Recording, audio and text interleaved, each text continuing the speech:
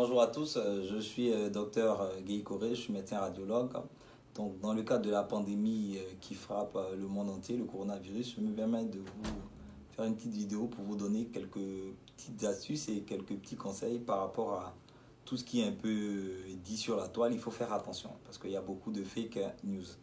Donc, déjà, on va parler des masques. Alors, il faut savoir que les masques, il y a deux types de masques. Il y a ce masque-là qui est appelé le masque chirurgical que toute la population peut avoir.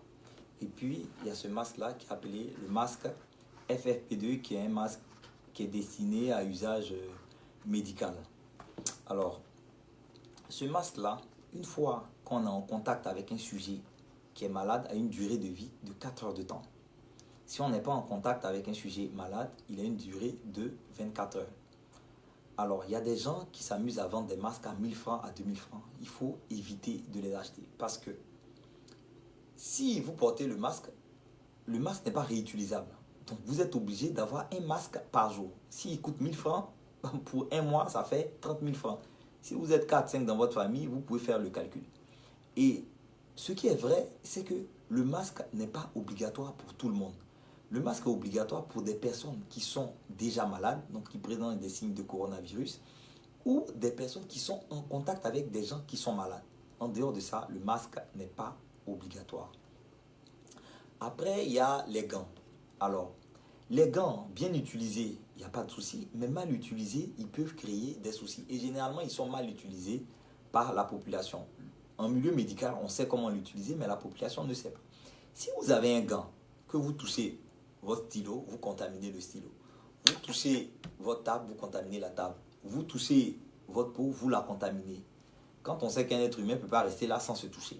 Voilà. Donc, les gants peuvent être au contraire toxiques. La clé de votre voiture, le volant de votre véhicule, la portière de votre bureau, de votre maison, avec le gant, vous souillez tout ça. Et une fois que vous enlevez les gants, que vous retouchez tout ça, vous allez tout souiller. Donc, le port des gants, il est inutile. Il faut privilégier le lavage des mains fréquemment. Alors, il faut se laver les mains avec du savon ou une solution hydroalcoolique. Le mieux, c'est une solution hydroalcoolique. Mais au préalable, il faut se laver les mains avec le savon, les laisser sécher d'abord et ensuite les laver avec la solution hydroalcoolique jusqu'au niveau des coudes.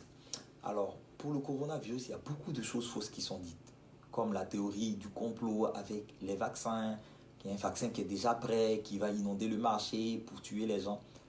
Vous savez, un vaccin doit respecter plusieurs étapes. On doit le tester chez des souris, on doit le tester sur une petite partie de la population, et c'est après tout ça que les études vont être validées. Ce processus-là peut prendre entre 6 mois, 1 an, voire 2 ans.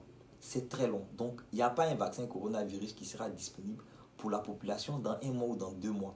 C'est impossible. Est-ce qu'il y a des traitements spécifiques pour le coronavirus? Le gingembre, le sel, l'eau chaude, le thé, les tisanes, tout ça, ça ne soigne pas coronavirus. Coronavirus, c'est un traitement symptomatique. C'est-à-dire que si vous faites de la fièvre, on va vous donner du paracétamol pour baisser la fièvre. Si vous faites une infection respiratoire, on va vous donner des antibiotiques. Si vous faites une conjonctivite, on va vous donner des collyres. Pour les personnes qui ne sont pas immunocompétentes, c'est-à-dire des personnes qui ont des pathologies chroniques qui existent déjà, comme le diabète, l'hypertension, l'AVC, l'insuffisance cardiaque, l'insuffisance rénale, les drépanocytaires, les asthmatiques, les obèses, toutes ces personnes-là peuvent avoir une insuffisance respiratoire. En ce moment-là, on est obligé de les envoyer en réanimation et mettre un tuyau dans le nez ou dans la gorge pour leur permettre de respirer et leur donner de l'oxygène. C'est toute la problématique de cette pathologie-là, sachant qu'il y a des hôpitaux qui ne sont pas équipés avec tout ce gros matériel de réanimation. Donc il faut faire attention à toutes ces idées véhiculées qui sont fausses. Comment faire pour se protéger? Eh bien, il faut respecter les consignes. Il faut se mettre à 1,50 m des autres. Il faut respecter cette distance-là. Il faut éviter de se déplacer dans des lieux qui n'ont pas d'utilité. Il faut éviter les rassemblements comme aller au foot, aller dans un maquis, aller dans un restaurant, aller dans un bar. Voilà. Il faut éviter de se serrer la main.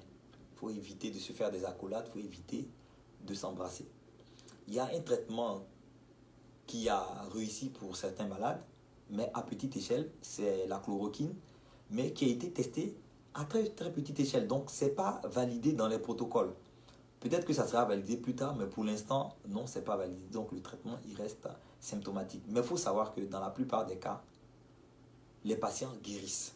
Dans la plupart des cas, ceux qui sont immunocompétents, qui n'ont pas d'autres maladies, ils guérissent en quelques semaines. Voilà. Donc, c'était le petit topo sur le corona. Et puis, pour le test aussi, on ne peut pas tester tous les patients. Ce n'est pas possible. Parce que chaque jour, il y a des patients. Voilà. Donc, on ne teste que les patients qui présentent des signes. Les signes, c'est ce que je vous ai cité.